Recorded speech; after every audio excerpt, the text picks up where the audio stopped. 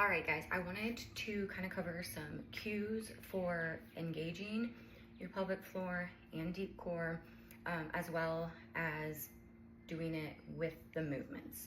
So this is specifically for when you're doing your deep core pelvic floor movements. Our pelvic floor and deep core work together. When people say deep core, we're just referring to your transverse abdominis, which is that deeper layer of your abdominal muscles.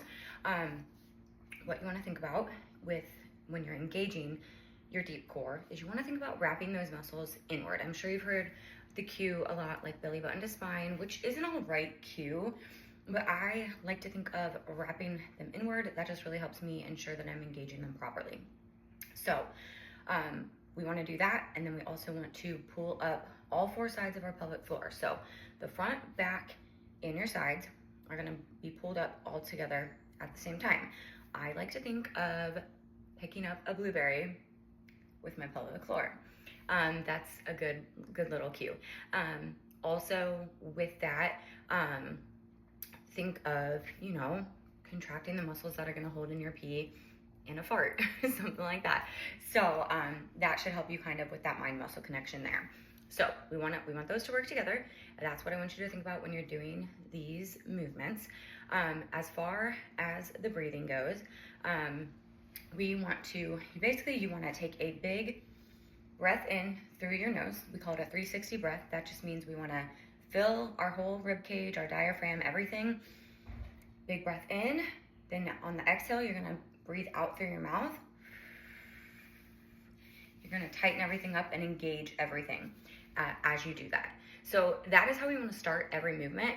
Now, ideally, when we're first getting started with these, we kind of want to do that. It doesn't have to be as dramatic, but with each move. So for example, if we are doing like a glute bridge, I'm going to inhale, I'm going to exhale and engage underneath everything on the effort of that movement. So the effort of that movement would be when I'm extending my hips up, squeezing the glutes at the top. Then we're going to redo that. So a lot of these moves are a little boring. They are meant to be slow and controlled, focusing on breathing and focusing on engagement. Now, last thing I want to leave you with is just a few things that you want to look out for. This doesn't mean it's not the end of the world. So it used to be, I'm just going to leave you with, you don't want to have excessive bulging or coning down the midline. Now, it's going to be pretty obvious and noticeable with certain exercises. I've had 2 kids, 2 C-sections. I get it every once in a while with GHDs. Now, I have really good control when doing those, so it's not really an issue for me. When it becomes an issue is when we aren't able to fully control that intra-abdominal pressure. It's just a sign that you maybe need to modify the movement. Now, again, I would go off of like how you're feeling, how the movement is for you, if you're experiencing any other issues like leakage or something like that. So all things that are really important to look out for. But at the end of the day, if you've got a little bit of coning or bulging, it's not the end of the world.